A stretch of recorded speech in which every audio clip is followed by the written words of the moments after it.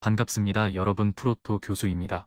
스포츠 모든 경기를 매일 분석 및 조합픽 공유 중에 있습니다. 영상에 공개되지 않는 정보들로 정보방에 입장하시면 확인하실 수 있으니 참여를 희망하시는 분들은 영상 하단 고정 댓글 링크를 통해 아무 조건 없이 자유롭게 참여가 가능하니 많은 참여 부탁드리겠습니다. 첫 번째 경기는 아르헨티나 대 사우디아라비아 한번 살펴보겠습니다. 아르헨티나는 메시의 마지막 월드컵입니다. 지난 월드컵들에 비해 이번 선수단이 가장 밸런스가 좋아 보이는 상황입니다. 그 증거는 바로 지난 5번의 A매치에서 19득점을 터뜨리는 동안 단 1골도 실점하지 않았습니다.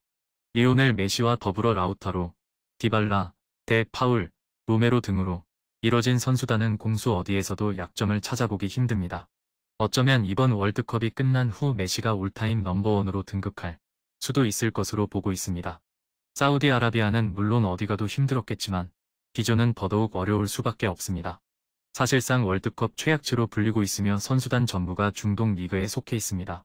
물론 오랜 시간 발을 맞춰왔기에 조직력만큼은 자신감이 있겠지만 유럽 남미 선수들과 비교했을 때 개개인 기량에서는 많은 차이를 보일 수밖에 없죠.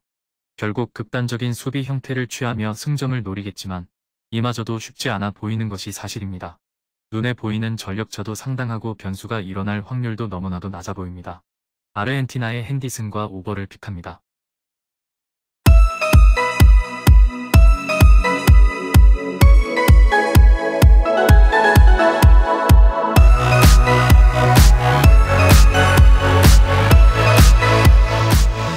두 번째 경기는 덴마크 대 튀니지 한번 살펴보겠습니다. 덴마크가 유로 2020에서 보여줬던 저력은 대단했습니다. 그리고 그 기세를 월드컵까지 기어코 왔습니다.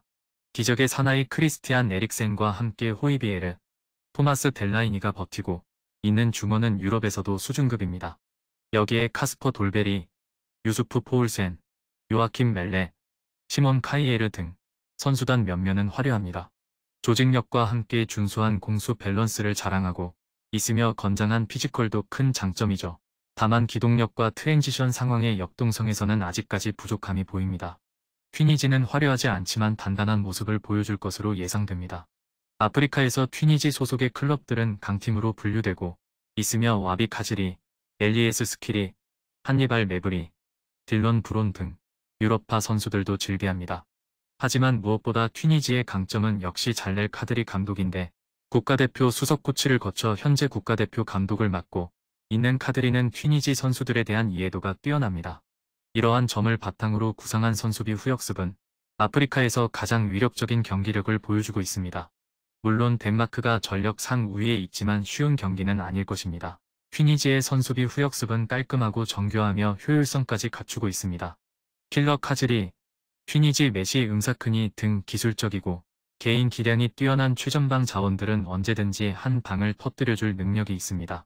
방심하다간 실점할 가능성이 크기에 덴마크도 함부로 라인을 올리지는 못할 것입니다. 결국 최대한 많은 점유율을 확보하고 공격 기회와 슈팅을 늘리는 방향으로 나아갈 것입니다. 덴마크의 승리를 예상하며 더 오버는 패스가 좋아 보이는 매치입니다.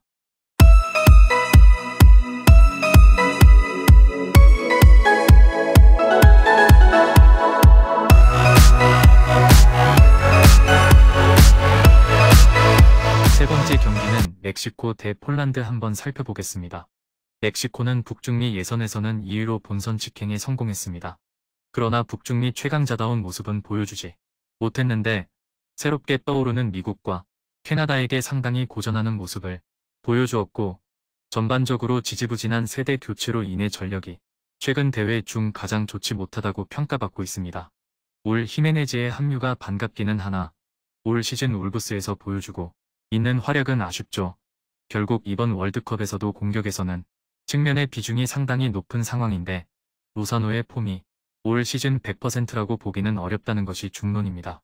대가가 피지컬을 바탕으로 상대 수비진과의 1대1 대응에서는 우세한 모습을 보일 수 있으나 공격보다는 단단한 수비에 기대를 걸어보면서 저득점 양상으로 경기가 이어질 가능성이 높습니다. 폴란드는 플레이오프에서 스웨덴을 잡아내면서 본선에 합류했습니다.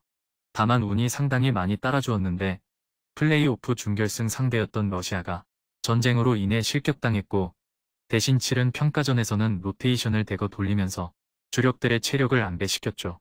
스웨덴이 체코를 상대로 연장까지 가는 혈투를 치렀다는 점도 행운이었죠.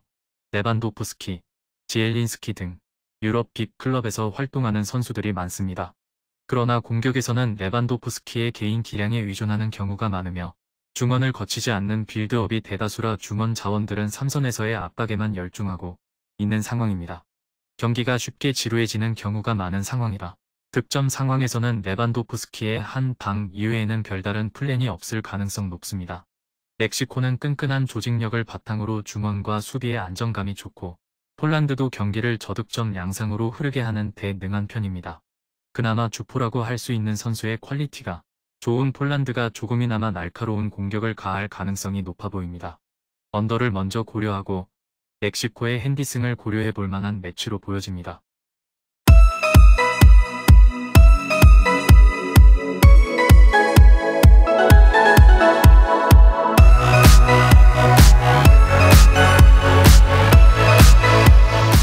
마지막 네 번째 경기는 프랑스 대 호주 한번 살펴보겠습니다.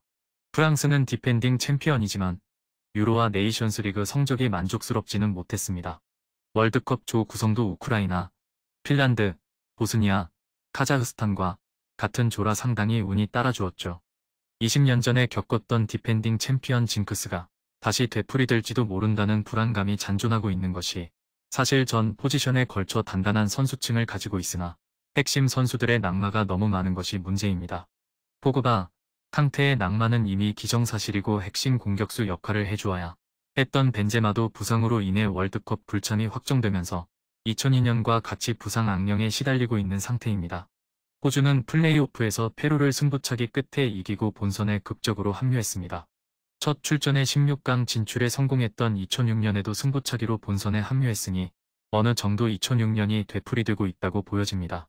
다만 일본과 사우디 등 본인들과 대등한 전력을 상대로도 경기력에서 별다른 인상을 보여주지 못했던 것은 매우 아쉽습니다.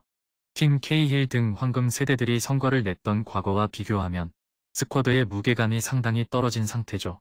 그래도 공격진에서는 자국 리거들의 비중이 높아 선수들의 플레이 스타일을 잘 알고 있다는 점이 긍정적입니다. 다만 롱볼 위주의 축구를 하는 팀의 공격진 중 가장 키가 큰 선수가 185cm의 듀크라는 점은 문제가 될 수 있습니다. 프랑스가 부상 악령에 시달리고 있기는 하나 그래도 호주에 비하면 압도적인 전력 차이를 점하고 있는 상태입니다. 물론 호주가 꽤 수비적으로 나서면서 공격에서의 세부 전술이 부족한 프랑스의 약점을 공략해볼 가능성이 있으나 득점력에서 별다른 모습을 보여주지는 못할 가능성이 높습니다. 프랑스의 승리를 예상합니다. 금일 경기들은 이렇게 알아보았습니다. 좀 더 다양하고 많은 정보를 원하시는 분들은 영상 하단 댓글에 링크 클릭 후 문의하시면 아무런 조건 없이 정보방 입장 가능하니 입장하셔서 정보 받아보시길 바라겠습니다. 그리고 영상에서 리뷰하지 않은 디테일한 정보와 조합픽은 매일 교수 정보방에서 공유하고 있으니 꼭 참여해보시길 권장드리며 이번 영상은 여기까지 하겠습니다. 시청해주셔서 감사드리며 늘 여러분들의 건승을 기원합니다. 감사합니다.